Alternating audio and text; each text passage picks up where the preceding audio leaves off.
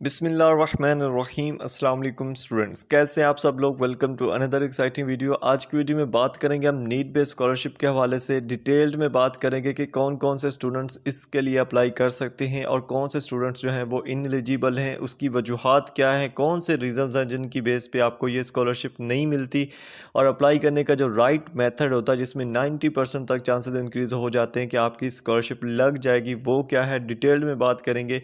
आप लोगों ने मेरे पॉइंट्स को नोट करते जाना है। इंशाल्लाह जैसे मैं अप्लाई करूंगा एज इट आपने अप्लाई करना है, आपकी स्कॉलरशिप की 90% तक चांसेस होंगे। ठीक है, तो वीडियो स्टार्ट करते हैं। फर्स्ट ऑफ ऑल तो हम ये देखेंगे कि कौन से स्टूडेंट्स एलिजिबल होते हैं और कौन से स्टूडेंट्स नॉट एलिजिबल होते हैं। अब वो स्टूडेंट्स जो एलिजिबल नहीं है उनको मैं पहले बता देता हूँ ताकि उनका टाइम वेस्ट ना हो। सबसे पहले ऐसे तमाम स्टूडेंट्स जिन्होंने मतलब कि एफएससी की या बीएससी की और उसके बाद 6 मंथ का उनकी स्टडी गैप है या 1 ईयर का स्टडी गैप है, उन्होंने स्टडी नहीं की, कंटिन्यूसली नहीं की, तो वो भी पहले सेमेस्टर में जो स्टूडेंट आते हैं ना, न्यू स्टूडेंट्स, वो इनएलिजिबल होते हैं ड्यू टू स्टडी गैप, वो एलिजिबल नहीं होते। ठीक है, पहले 12 के बाद बीएससी के बाद अगर आप करोगे अप्लाई तो आप इनएलिजिबल हो फर्स्ट सेमेस्टर में। फर्स्ट सेमेस्टर आपने वर्चुअल यूनिवर्सिटी से कर लिया या फिफ्थ सेमेस्टर कर लिया, उसके बाद आप एलिजिबल हो, उसके बाद आप अप्लाई कर सकते हो। उसके बाद ऐसे तमाम स्टूडेंट्स जिन्होंने कोर्स एग्जेप्शन की, कोर्स एग्जेप्शन वाले कौन से हैं, स्पेशली जो बीएससी के बाद आते हैं, ठीक है, बीए के बाद आते हैं, जिनका फिफ्थ सेमेस्टर में एडमिशन होता है, ठीक है, वो कोर्स एग्जेप्शन वाले होते हैं, वो कभी भी एलिजिबल नहीं होते। ना वो उनको मेरिट बेस्ड स्कॉलरशिप मिलती है, ना उनको नीड बेस्ड स्कॉलरशिप मिलती है और ना ही उनको कोई गोल्ड मेडल ये वाला सीन होता है, आई थिंक। ठीक है, गोल्ड मेडल वाले का तो कंफर्म नहीं है लेकिन स्कॉलरशिप उनको नहीं मिलती। उसके बाद एफ ग्रेड वाले, एफ ग्रेड का मतलब ये है कि अगर फॉर एग्जांपल आपका जो अभी सेमेस्टर का रिजल्ट आया है उसमें आपका किसी भी सब्जेक्ट में एफ ग्रेड आ गया है तो आपको स्कॉलरशिप नहीं मिलेगी। ठीक है, अगर आपके सारे सब्जेक्ट्स क्लियर हैं फिर आपको स्कॉलरशिप मिलने के चांसेस होते हैं। ठीक है, उसके बाद होता है wrong information at the time of apply. जब आप अप्लाई करते हो तब आप गलत इन्फॉर्मेशन ऐड कर देते हो, जिससे क्या होता है कि आपकी जो राइट इन्फॉर्मेशन होती है वो उन तक पहुंचती नहीं है, आपका फॉर्म अधूरा होता है और आपको उसकी बेस पे भी स्कॉलरशिप मिलती नहीं है। ठीक है, उसके बाद सीजीपीए वाले आ जाते हैं। ऐसे तमाम स्टूडेंट्स जिनकी सीजीपीए 2.25 से कम होती है उनको भी जो है ना वो स्कॉलरशिप नहीं मिलती। ठीक है, 2.5 से जो है ना वो कम हो तो नहीं मिलती सीजीपीए। ठीक है, ये आपको स्कॉलरशिप नहीं मिलेगी। ठीक है, इसके अलावा आपको स्कॉलरशिप से रिलेटेड जो भी डिटेल्स में चाहिए होगा ना, तो आप इनकी ऑफिशियल वेबसाइट के ऊपर भी देख सकते हो। ठीक है, ये मेरिट बेस्ड स्कॉलरशिप से रिलेटेड इन्होंने दी हुई चीज़ें और ये नीड बेस्ड स्कॉलरशिप से रिलेटेड इन्होंने दी हुई हैं। ठीक है, अच्छा, यहाँ पे आपने सबसे पहले अपनी एलएमएस के ऊपर आना है और यहाँ पे आपने स्टूडेंट सर्विस में आना है। ठीक है, स्टूडेंट सर्विस में जब आप आओगे ना, यहाँ पे आपको एक ऑप्शन नज़र आएगा, यहाँ पे अकाउंट्स के अंदर नीड बेस्ड स्कॉलरशिप का। ठीक है, इसके ऊपर आपने जस्ट सिंपली क्लिक करना है और जो फॉर्म होता है वो ओपन हो जाएगा और यहाँ पे आपको ये भी पता चल जाता है कि आप एलिजिबल हो या नहीं हो। ठीक है, अगर तो जैसे कि यहाँ पे फॉर्म ओपन हो रहा है ना, जैसे ये फॉर्म ओपन हो रहा है तो दैट्स मीन्स के ये स्टूडेंट एलिजिबल है। और अगर आपको फॉर्म ओपन नहीं होता और यहाँ पे लिखा हुआ आ जाता है कि यू आर नॉट एलिजिबल और रीज़न भी बताते हैं कि आपके रीज़न क्या है, आपका स्टडी गैप है या आपकी सीजीपीए कम है या आपका एफ ग्रेड है, इस तरह से जो भी सीन होता है वो यहाँ पे लिखा हुआ आ जाता है। ठीक है, तो सबसे पहले आपने करना क्या है, जो यहाँ पे डॉक्यूमेंट्स दिए हुए हैं ना, सबसे पहले वो आपने इकट्ठे करने हैं और अपने पास वो इन्फॉर्मेशन इकट्ठी करके रख लेनी है। आपने जस्ट एक दफ़ा वीडियो को देखना है, उसके बाद आपने अप्लाई करना है। ठीक है, अभी से आपने अप्लाई करना शुरू नहीं करना। ठीक है, इसकी रीज़न मैं आपको एंड पे बताऊंगा। सबसे पहले जो हमारे पास यहाँ पे इसके रूल्स एंड प्रोसीजर्स की अगर बात करें, ये जो है लिखा हुआ है, इसके ऊपर आप क्लिक करोगे तो इनकी ऑफिशियल जो वेबसाइट है वो ओपन हो जाएगी। यहाँ पे आप इसके रूल्स भी देख सकते हो कि क्या रूल्स हैं, इसको स्कॉलरशिप कैसे मिल रही है और क्या नहीं। और यहाँ पे एक चीज़ और मैं बता दूँ, जिस स्टूडेंट की लास्ट सेमेस्टर में स्कॉलरशिप लगी थी, ठीक है, लास्ट सेमेस्टर में जिस स्टूडेंट की स्कॉलरशिप लगी थी और उसकी फ़ीस जो है ना वो थोड़ी सी माफ़ हुई थी, बाकी रहती, तो वो बंदा टिकट जनरेट करे स्कॉलरशिप के सेक्शन में जाके नीड बेस्ड स्कॉलरशिप के अंदर, और वहाँ पे फाइनेंस डिपार्टमेंट में जाओगे ना, वहाँ पे जो होता है ना वो स्कॉलरशिप वाला एक सेक्शन होता है, उसमें जाके टिकट जनरेट करे कि मेरी स्कॉलरशिप लगी थी और मेरी स्कॉलरशिप पे करने वाली रहती तो काइंडली पे करते। ठीक है, अच्छा, उसके बाद आपने करना क्या है, बेसिकली सबसे पहले जो दो ऑप्शन है हमारे पास, क्या आप सेल्फ सपोर्टेड हो या आप फैमिली सपोर्टेड हो। सेल्फ सपोर्टेड का मतलब ये है कि हो सकता है कि आपका कोई फैमिली सपोर्ट करने वाला ना हो, आप अकेले बंदे हो, आप खुद को सपोर्ट कर रहे हो। ठीक है, खुद ही कुछ जो जॉब वगैरह करके, तो ये ऑप्शन आपके लिए है। और अगर फैमिली आपको सपोर्ट करती, जैसे बहुत सारी गर्ल्स हैं हमारे पास तो उनकी फैमिली सपोर्ट ही करती है उनको, तो आपने फैमिली सपोर्ट के ऊपर क्लिक करना है। अब देखें, जब आप इधर सेल्फ सपोर्ट पर क्लिक करेंगे तो ये नीचे वाला जो खाना है, ये वाला सेल्फ सपोर्ट के बारे में होगा। अगर आप फैमिली सपोर्ट पे क्लिक करोगे तो इस तरह से ये चेंज हो जाएगा, ठीक है। अब बेसिकली जो है ना यहाँ पे आपको कौन सपोर्ट कर रहा है सबसे पहले आपने ये बताना है, ठीक है। आपको फैमिली सपोर्ट करती है लेकिन फैमिली के अंदर कौन सपोर्ट करता है ये बताना है, क्योंकि बाद बात फादर नहीं भी होता तो वहाँ पे आप गार्डियन की शक्ल में दूसरी अपनी वालदा का नाम लिख सकते हो, ठीक है। अगर तो फादर है तो आपने यहाँ पे फादर का नाम लिखना है, और अगर फादर नहीं है तो आपने यहाँ पे गार्डियन का नाम लिखना है। और गार्डियन मतलब आपकी मदर है या आपका अंकल है या आपका जो भी है जो आपको सपोर्ट कर रहा है फैमिली में से, उसका नाम आपने लिखना है और उसका ही CNIC आपने नंबर यहाँ पे लिखना है। और उसके बाद उसी बंदे का लिखना है कि वो बंदा क्या करता है जिससे वो आपको सपोर्ट कर रहा है, यानी कि वो बिजनेसमैन है। अगर तो वो बिजनेसमैन होगा, कोई बड़ा जैसे बिजनेस होते हैं ना, वो नेशनली रजिस्टर्ड होते हैं, तो उसके लिए होता है NTN यानी कि नेशनल टैक्स नंबर, ठीक है। तो अगर वो बिजनेसमैन होगा तो आपने यहाँ पे नेशनल टैक्स नंबर भी उसका लिख देना है। और अगर वो बिजनेसमैन नहीं है, छोटी मोटी जॉब करता है, तो आपने जॉब पे क्लिक करना है। और अगर जॉब से हट के कुछ है, ठीक है, जॉब मतलब ऑफिशियली जॉब कुछ करता है जैसे पुलिस में, आर्मी में है या कुछ इस तरह से, या किसी कंपनीज़ में जो इंटरनेशनल कंपनीज़ है उनमें है, तो आपने जॉब का लिखना है। और अगर जॉब भी नहीं है, अदर्स के ऊपर आपने क्लिक कर देना है, ठीक है। फॉर एग्जांपल अगर वो मेज़न है, मिस्त्री है, जैसे मेहनत मजदूरी करते हैं, या फिर वो फार्मिंग करते हैं, या फिर एग्रीकल्चर के अंदर हैं, या फिर वो मतलब इस तरह से चीज़ें जो मुर्गियों का है, छोटा मोटा इस तरह की जो चीज़ें हैं, तो वो अगर इसमें आता है तो आपने अदर्स के ऊपर क्लिक करना है और जो भी जॉब करते हैं वो लिख देना। फॉर एग्जांपल आपके जो है बाबा मेहनत मजदूरी करते हैं या रिक्शा ड्राइवर हैं, तो आपने वो यहाँ पे लिख देना, ठीक है। इसी तरह NTN जो है ना, वो अब चूंकि ये सिर्फ बिजनेसमैन वालों के लिए है तो ये बिजनेस वाले ही लिखेंगे। आप लोगों ने यहाँ पे नहीं लिखना, तो आपने इसकी जगह पे क्या करना है भला, आपने इसके ऊपर क्लिक करेंगे ना, ये जैसे N/A लिखा है मैंने, इस तरह से आपने लिख देना है सिंपल, और कुछ भी नहीं करना, ठीक है। अच्छा, उसके बाद यहाँ पे हमारे पास जो है ना वो बिजनेस एंड कंपनी इन्फॉर्मेशन ही है, ठीक है। बेसिकली जो हम बयान कर रहे हैं कि जो जॉब है बंदे की वो क्या है, वो नेम आपने यहाँ पे लिखना है। फॉर एग्जांपल वो सॉफ्टवेयर इंजीनियर है किसी बड़ी कंपनी में, तो वो आपने लिख देना है। या वो फिर जो है ना वो बिजनेस है तो बिजनेस का नेम लिख देना है, यानी कि ऑटो जो इंडस्ट्री के अंदर है या मेडिकल इंडस्ट्री के अंदर या जो भी है, ठीक है, वो बिजनेस कंपनी का नेम आपने यहाँ पे लिखना है। अगर है जॉब है या बिजनेस है तब आपने लिखना है। अगर वो मेहनत मजदूरी करता है, फार्मिंग करता है, एग्रीकल्चर करता है, तो वो आप लिख सकते हो, ठीक है। मेहनत मजदूरी का आप यहाँ पे कुछ नहीं लिख सकते, ठीक है। यहाँ पे आप NA भी कर सकते हो, इसको NA जैसे ये मैंने किया ऊपर, ठीक है। उसके बाद एड्रेस का मतलब ये है कि जो बिजनेस है वो कहाँ पे है, ठीक है। अगर वो फार्मिंग करता है या एग्रीकल्चर करता है तो वो आप यहाँ पे लाजमी लिखें, लिख के जो एड्रेस है आपका, जो होम एड्रेस है वही लिख दें, क्योंकि वहीं पे बेसिकली फार्मिंग या एग्रीकल्चर होगा, ठीक है। अगर दोनों मतलब कि बिजनेसमैन का नहीं है तो फिर आपने बस वो लिख देना। और अगर फार्मिंग और वो भी नहीं है और सिर्फ रिक्शा ड्राइवर है या इस तरह से है, मेहनत मजदूरी करता, तो यहाँ पे आपने वो जो है ना वो चीज़ लिख देनी है। ना भी लिखें तो इशू नहीं है, बल्कि आप रहने दीजिएगा। बिजनेस वाली जो इंफॉर्मेशन है वही आप लिखिएगा अगर बिजनेस है, अदरवाइज़ आप रहने दीजिएगा, ठीक है। और एड्रेस भी रहने दीजिएगा अगर बिजनेस नहीं है तो, ठीक है। उसके बाद आपने क्या करना है, फ़ोन नंबर लिखना है। फ़ोन नंबर आपने अपने अंकल का या जो भी है वो लिख देना है, अपना भी लिख दें तो इशू नहीं है। मोबाइल नंबर लिख देना है। फिर फ़ोन नंबर मतलब लैंडलाइन नंबर जो होता है ना वो वाला, ठीक है। और मोबाइल नंबर इस तरह से आपने लिखना है जैसे यहाँ पे इन्होंने एग्जांपल दी हुई है, +92 से स्टार्ट करना है, ठीक है। उसके बाद ईमेल जो आपके पास मोबाइल में चल रही हो ना वो आपने दे देनी है, ठीक है, जो चल रही हो, ठीक है। व्यू वाली ईमेल के अलावा आपने दे देनी है, ठीक है। उसके बाद डेजिग्नेशन होता है कि अगर वो बंदा बिजनेसमैन है या जॉब है, जॉब के अंदर वो क्या है, मतलब क्योंकि कुछ होते हैं वो मतलब कि सुपरवाइज़र है, कुछ इस तरह से जो है एक अहदे होते हैं ना, ओहदे होते हैं जिनको हम बोलते हैं ना, उसको बोलते हैं डेजिग्नेशन सॉरी, तो ये आपने यहाँ पे लिख देनी है, ठीक है। उसके बाद अगर वो बिजनेसमैन है या वो जॉब करता है तो वो कितने सालों से कर रहा है, ठीक है। और अगर वो जॉब बिजनेसमैन है या वो मेहनत मजदूरी करता है तो वो भी आपने यहाँ पे लिख देना है कि वो 5-6 साल से कर रहा है, या जितने सालों से भी कर रहा है वो आपने यहाँ से लिख देना है। उसके बाद अगर वो जॉब करता है या वो बिजनेसमैन है तो उसकी एनुअल इनकम कितनी है, यानी कि सालाना इनकम कितनी है, तो वो आपने लिख देनी है। आपने उसकी सैलरी का अंदाज़ा लगा लेना है कि अगर उसकी सैलरी मतलब कि 30,000 है, 40,000 है, 50,000 है, तो उसके हिसाब से एनुअल कितनी बनती है वो आपने लिख देनी है, ठीक है। उसके बाद आपके हाउस की बात हो रही कि आपका हाउस जो है ना वो रेंटेड है या आपका ओन्ड है। रेंटेड मतलब आप रेंट के घर पे रह रहे हो, या ओन्ड है तो मतलब आपका अपना है, ठीक है। इनमें से आपने ऑप्शन अपने हिसाब से चूज़ कर लेना है, ठीक है। उसके बाद आपने अपने होम का एड्रेस कंप्लीट दे देना है। फॉर एग्जांपल आपका जो है ना वो किसी गली मोहल्ले में है तो वो कंप्लीट जैसे आपके CNIC पे दिया होता है वैसे आपने कर देना। उसके बाद मार्शल स्टेटस है तो ये आपकी बात कर रहे हैं कि आप जो वो मैरिड हो या अनमैरिड हो, तो वो आपने यहाँ से सिलेक्ट कर लेना, ठीक है। अच्छा, उसके बाद यहाँ से वो पूछते हैं कि डिपेंडेंट्स इंक्लूडिंग यू, ठीक है, आपको मिला के और भी कोई डिपेंडेंट हैं जो फैमिली के ऊपर डिपेंड कर रहे हैं, ठीक है, क्योंकि हो सकता है आपके सिबलिंग्स हो, आपके बहन भाई हो, ठीक है, तो वो भी आपके साथ ही आपके फैमिली के ऊपर डिपेंडेंट है, तो उनका भी आपने यहाँ पे लिखना है, ठीक है। तो जितने होंगे वो आपने सारे लिखने हैं। कैसे लिखने? सबसे पहले आपने यहाँ पे नाम लिखना है अपनी बहन का, भाई का, जो भी है, ठीक है। उसके बाद आपने उसका रिलेशनशिप जो है ना वो भी यहाँ से कर लेना। आप मतलब आपको अगर फादर सपोर्ट कर रहा है तो आप अपनी मदर का भी लिख सकते हो, ऐसा कोई नहीं मसला, ठीक है। और ब्रदर का भी लिख सकते हो, सिस्टर, सन, ये देख सकते हैं ना आप, सारे जो है ना वो आपके ऊपर डिपेंड करता है, ठीक है।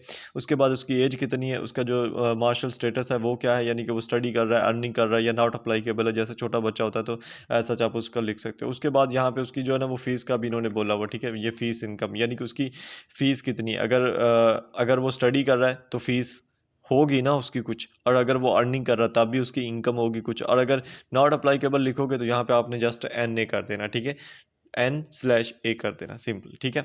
अच्छा, उसके बाद अगर हम देखें आपने क्या करना है, अब आपके मज़ीद होंगे बहन भाई होंगे तो आपको यहाँ पे एक ऑप्शन शो होगा ऐड न्यू रो का, ठीक है, ऐड न्यू रो और रिमूव रो, ठीक है। ऐड न्यू रो के ऊपर आप क्लिक करोगे ना तो एक मज़ीद ऐड यहाँ पे रो हो जाएगी, जिसमें आप क्या कर सकते हो बोला, अपनी बहन भाइयों के जो है ना वो भी ऐड कर सकते हो। जैसे यहाँ पे मैंने क्लिक किया, आई थिंक नेट इशू जिसकी वजह से नहीं हो रहा, ठीक है, ये हो जाएगा, ठीक है, इसका इशू नहीं। और अगर ज़्यादा रो जो है ना वो आ जाए तो रिमूव रो के ऊपर क्लिक करेंगे तो वो रो जो है ना वो रिमूव हो जाएगी। सेम एज इट करना जैसे मैंने आपको पहले का करके दिया, ठीक है। उसके बाद एनुअल एक्सपेंडिचर जो है ना वो आपका मतलब कि 1 साल का कितना खर्चा है आपके घर का, ठीक है, वो आपने लिखना है। तो यूटिलिटीज़ में यानी कि आपके घर का जो साजो सामान आता है वो क्या है, उसका खर्चा क्या है, वो आपने यहाँ पे लिख देना। एनुअली आपने एक अपने से अंदाज़ा बना के लिखना, जो रियल आपको लगता है वो आपने लिखना है, ठीक है। बहुत हाई लिखने की ज़रूरत नहीं है, जो बनता ही नहीं है उसको लिखने की ज़रूरत नहीं, जो बनता है वो आपने लिखना है, ठीक है।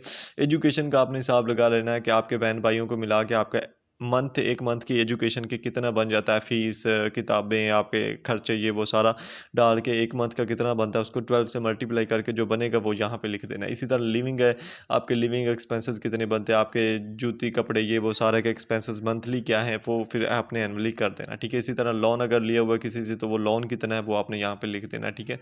मैं ये कहता हूँ, हमेशा कहता हूँ कि जो राइट इन्फॉर्मेशन है वही ऐड करें, रॉन्ग इन्फॉर्मेशन ऐड करने की ज़रूरत नहीं है, ठीक है।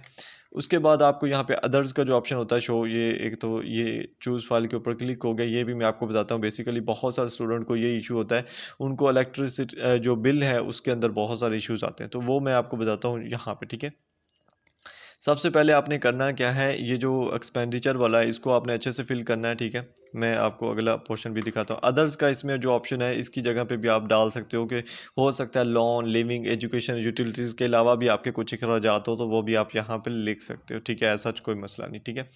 अच्छा, उसके बाद यहाँ पे उन्होंने बोला हुआ है कि आपने क्या करना है, इलेक्ट्रिक बिल इंफॉर्मेशन, आपकी जो बिजली का घर है, सॉरी, जो आपके घर की बिजली है ना उसका जो बिल आता है उसकी आपने डिटेल यहाँ पे देनी होती है। तो यहाँ पे सबसे पहले वो क्या बोलते हैं, upload scan copy of latest electricity bill. Latest का मतलब ये है कि अगर तो इस मंथ का आया है और अपने आपने पे किया, नहीं पे किया, इसका इशू नहीं है, आपके पास इस मंथ का है तो आपने वो अपलोड करना है। इस मंथ का अभी तक नहीं आया तो जो इससे पिछले मंथ का आया वो आपने अपलोड करना है।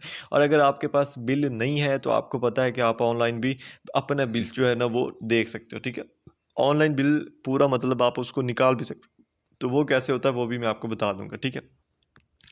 सबसे पहले तो आपने बिल देख लेना है कि आपका कौन सा है, ठीक है, वो फिर आपने उसको स्कैन करना है, ठीक है। कैम स्कैनर से भी आप कर सकते हो, मोबाइल में एप्लीकेशन जो होती है कैम स्कैनर, और आप ऑनलाइन भी यहाँ पे सर्च करोगे ना गूगल के ऊपर कि ऑनलाइन कैम स्कैनर, ठीक है, तो वो आ जाते हैं ऑनलाइन, बहुत सारी वेबसाइट है, जस्ट आपने इमेज उसको डालनी होती है और वो स्कैन करके आपको दे देता है, ठीक है। वो स्कैन इमेज होती है, वो आपने इसके ऊपर अपलोड करनी है, ठीक है।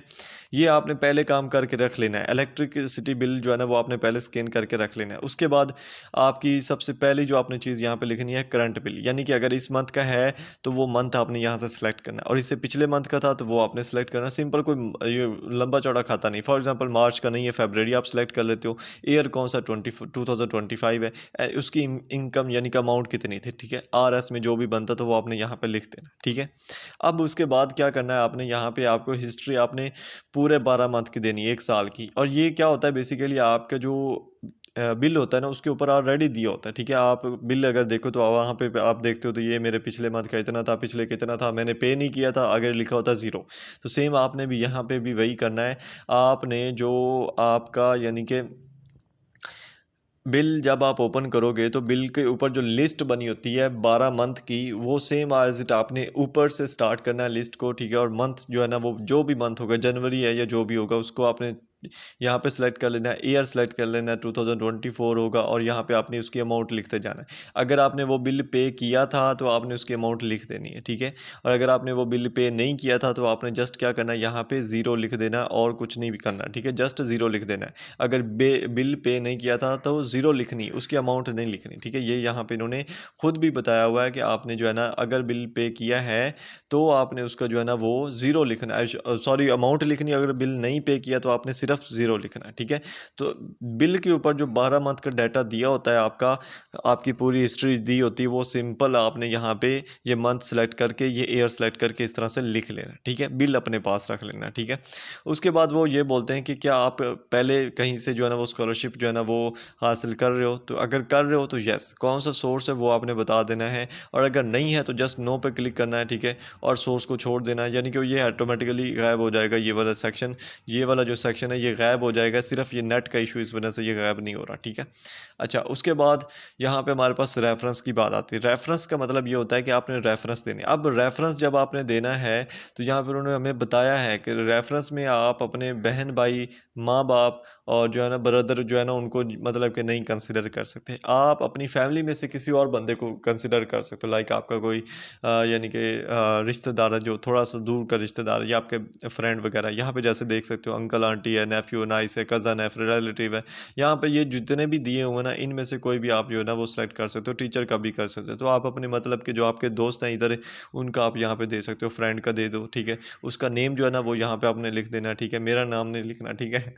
अच्छा, उसके बाद उसके डिज़ाइनेशन मतलब वो क्या करता है, तो आपने यहाँ पे सिंपल स्टूडेंट लिख देना है, ठीक है। उसके बाद CNIC उसका नंबर जो है ना वो लिखना है, इसका जो मेलिंग एड्रेस है, यानी कि उसका जो घर का पता है वो आपने यहाँ पे लिखना है। टेलीफोन नंबर है तो ठीक है, नहीं तो NA कर देना है। और मोबाइल नंबर आपने इस तरह से यहाँ पे अपना उस जो फ्रेंड होगा आपका उसका लिखना है। और ईमेल भी उसकी, चाहे आप जो है ना वो स्टूडेंट इन जो मतलब कि आपकी स्टूडेंट ID होती है ना, स्टूडेंट ईमेल होती है, वो नहीं लिखनी, आप दूसरी को लिखिएगा, ठीक है। और रेफरेंस टू में भी आपने सेम एज इट करना है, किसी और दोस्त का आपने नेम लिखना है, फिर सेम उसका रिलेशन सेलेक्ट कर लेना है, फादर फ्रेंड है या सिर्फ फ्रेंड है आपका, उसका डिजाइनेशन यानी कि वो क्या करता है, तो यहाँ पे स्टडी आ जाएगा, स्टूडेंट आ जाएगा, सॉरी, उसका CNIC, उसका घर का पता, टेलीफोन, मोबाइल नंबर, ईमेल, ठीक है। उसके बाद जो इंपॉर्टेंट चीज़ आती है यहाँ पे कि why should you be considered for the grant of need based scholarship, please reply in 250 characters और लेस। 250 कैरेक्टर्स मतलब कि अगर मैं लिखूं यहाँ पे ओके, तो ये दो कैरेक्टर हैं, ठीक है, एक O और दूसरा K। तो इस तरह से आपके यानी कि ABC के वर्ड्स जो है ना वो मतलब कि 250 कैरेक्टर्स बनेंगे। तो इसके अंदर आपने अपना ये बयान करना है कि वाई आपको ये क्यों लगता है कि आपको स्कॉलरशिप मिलनी चाहिए, ठीक है। तो यहाँ पे आपने वो रीज़न लिखनी है। अब रीज़न लिखने में आप लोग, बहुत सारे लोग गलती कर देते हैं, वो यहाँ पे क्या करते हैं कि मिन्नतें करने लग जाते हैं कि प्लीज़ मुझे दें, मुझे दें, मुझे दें, मतलब कि ऐसे बच्चों की तरह रिएक्ट करते हैं, जो कि बिल्कुल भी करने की ज़रूरत नहीं है, क्योंकि आपने ऊपर जो पूरा फॉर्म फिल किया है उसमें आपने अपनी हर चीज़ तो बयान कर दी है। अब कुछ भी रहता नहीं, उनसे कुछ जो है ना वो छुपा ढका नहीं है आपसे, ठीक है। तो यहाँ पे आपने जस्ट जो है ना वो रियल जो रीज़न होगी वो लिखनी है। आपने ये नहीं कहना है कि मैं जो है ना वो डिज़र्व करता हूँ इसलिए। आप और उनको पूरा बताएं कि देखें मेरे फैमिली है, मेरे एक्सपेंडिचर बहुत ज़्यादा है, हमारा एक्सपेंडिचर कम है, हमारी जो इनकम है, जो एनुअल एक्सपेंडिचर है वो ज़्यादा है, इनकम थोड़ी है हमारी, और हम जो है ना वो मुश्किल से गुजारा हो रहा है, या मैं मुश्किल से स्टडी कर पा रहा हूँ, ठीक है।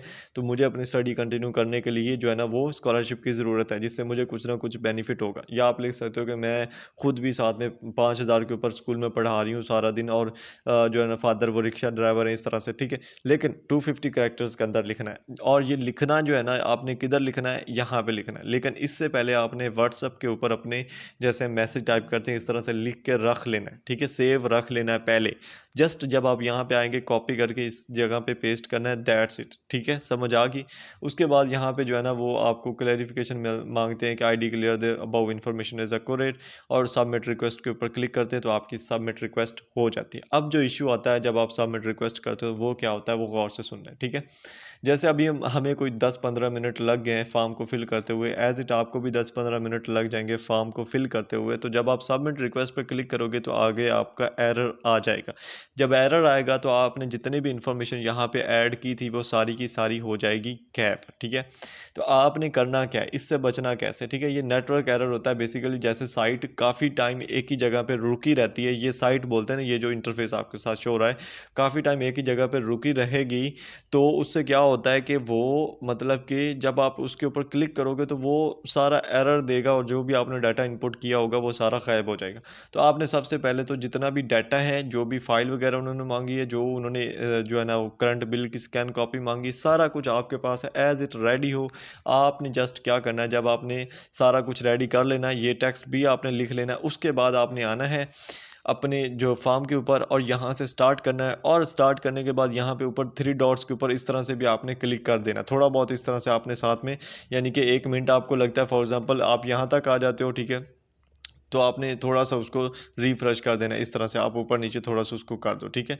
और उसके बाद फिर आप ऐसे उसको स्क्रॉल करो जल्दी से, और जल्दी से आपने फॉर्म को फिल करना है। फिल करने के बाद यहाँ पे ये जो इन्फॉर्मेशन मैंने आपको बताई है ना, सीएनएसी और रेफरेंसेस वगैरह की, तो ये आपने पहले से अपने जो है ना वो साथ में रखने हैं, सारा डाटा आपने कलेक्ट करके रखना है, ठीक है। उसके बाद जो टेक्स्ट का मैंने बोला वो भी आपने यहाँ पे ऐड करना है, सबमिट रिक्वेस्ट पे क्लिक करना है, आपकी जो है ना वो रिक्वेस्ट जनरेट हो जाएगी और यहाँ पे एक लिखा हुआ आ जाएगा कि जनाब आपकी रिक्वेस्ट जनरेट होगी, आपने अप्लाई कर दी है, ठीक है। और उसके बाद ये लगेगी कैसे, इसकी क्या वैल्यू है, कितने आपके पैसे जो है ना वो ये पे करते हैं, क्या रूल होगा, ठीक है। तो वो गौर से सुन ले। बेसिकली स्कॉलरशिप की जो लिस्ट आएगी कि किन स्टूडेंट के स्कॉलरशिप के अंदर नाम आया है, तो वो लिस्ट आती है ऑलमोस्ट ऑलमोस्ट फाइनल टर्म से कोई एक आधा मंथ पहले, ठीक है। फाइनल टर्म से एक आधा मंथ पहले आएगी, ठीक है। तो आपकी जो भी फीसें आएंगी ना सेमेस्टर के स्टार्ट में, वो आपने पे करना शुरू कर देनी है। इन्होंने कोई नहीं पे करनी, ठीक है। ये मैं आपको इसकी रियलिटी बता रहा हूँ वर्चुअल यूनिवर्सिटी की। तो ये स्कॉलरशिप तब आपको देते हैं, तब डिक्लेयर करते हैं कि जब आपकी तकरीबन 4 इंस्टॉलमेंट्स आपने पे कर चुके होते हैं, ठीक है। और फाइनल टर्म से हाफ मंथ पहले की बात होती है जब ये आती है, ठीक है, इसकी लिस्ट आती है, ठीक है। तो आपने इसके ऊपर फोकस नहीं रखना, ठीक है। अब जब ये आती है तो इसके अंदर कौन से स्टूडेंट्स कितनी मतलब फ़ीस ये पे करते हैं, तो फ़ीस पे करने में ये सिर्फ ट्यूशन फ़ीस पे करते हैं, जो कि इन्होंने यहाँ पे शायद लिखा हुआ भी होगा। यानी कि यहाँ पे मैं पढ़ के आपको बता देता हूँ, applicable tuition fee only. Tuition fee का मतलब ये है कि अगर आपके सब्जेक्ट्स की क्रेडिट आवर्स हैं, मतलब एक क्रेडिट आवर की 935 कुछ होती है, तो वो जो 935 होती है एक क्रेडिट आवर की, वो आपकी फ़ीस माफ़ करते हैं, ठीक है। तो एक सब्जेक्ट के 3 क्रेडिट आवर्स होते हैं, तो उसकी जो फ़ीस बनेगी वो ये माफ़ करेंगे, ठीक है। इसी तरह सारे सब्जेक्ट्स की, ठीक है। और फिर जब स्कॉलरशिप लगती है तो ये डिफरेंट परसेंटेज के ऊपर लगती है, किसी की 100% लगती है, किसी की 50 लगती है, और किसी की 25 लगती है, और किसी की 35 भी लगती है, ठीक है। तो परसेंटेज के हिसाब से होता है। तो आपकी जितनी भी ट्यूशन फीस बनेगी पूरे सेमेस्टर की, अगर 100% है तो वो 100% आपकी कर देंगे। उसके अलावा आपने जस्ट जो सेमेस्टर फीस होती है 1000, और जो फंड्स वगैरह होते हैं वो आपने पे करने होते हैं। और उसके अलावा मतलब कि जो ऊपर से जो चीज़ें आएंगी वो आपने पे करनी होगी। आपकी जो प्रैक्टिकल की फ़ीस होगी वो आपने पे करनी होगी। इन्होंने सिर्फ ट्यूशन फ़ीस पे करनी है। अगर आपका 50% लगती है, अगर आपकी 100% लगती है, जैसे भी लगेगी वो वही फ़ीस पे करेंगे, ठीक है। और जब आपका चार्ज इंस्टॉलमेंट आपने पे कर ली होती है तब ये लगती है। तो उसके बाद क्या होता है बेसिकली, आपकी थोड़ी-सी फ़ीस रहती होती है जो ये पे करते हैं, और बाकी फ़ीस जो होती है वो नेक्स्ट सेमेस्टर के लिए पेंडिंग हो जाती है, ठीक है। मतलब अब अगर ये आपकी थोड़ी-सी फ़ीस पे कर देते हैं, ठीक है, और आपका सेमेस्टर ख़त्म हो गया, आपकी फ़ीस 100% की थी, लेकिन आपने 4 इंस्टॉलमेंट तो खुद पे कर ली थी, तो जो बाकी 1 इंस्टॉलमेंट है वो तो ये पे करेंगे, लेकिन उसमें से भी थोड़ी-सी आपके लिए छोड़ देंगे जो आपको पे करनी पड़ेगी। और बाकी जो फ़ीस आपकी रहती होगी, स्कॉलरशिप वाले जो पैसे रहते होंगे, वो आपको नेक्स्ट सेमेस्टर की जो फ़ीस होगी उसमें ये क्लियर करेंगे, ठीक है। इनका ये रूल है, ठीक है। तो होप सो आपको समझ आ गई होगी। कोई क्वेश्चन है आप कमेंट कर सकते हो, आई विल रिप्लाई इंशाल्लाह। जितना हो सका मेरे से रिप्लाई करने की मैं कोशिश करूँगा, ठीक है। बाकी आपको मैंने जितने भी इससे रिलेटेड क्वेश्चंस थे वो मैंने शेयर कर दिए आप लोगों के साथ। होप सो आप लोगों को समझ आ गई होगी। सो चैनल को आप लोगों ने सब्सक्राइब करना है, कोई क्वेश्चन है कमेंट करना है। मिलते हैं नेक्स्ट वीडियोज़ के साथ, और अपना ख्याल रखिएगा। अल्लाह हाफिज़, जज़ाकल्लाह खैर।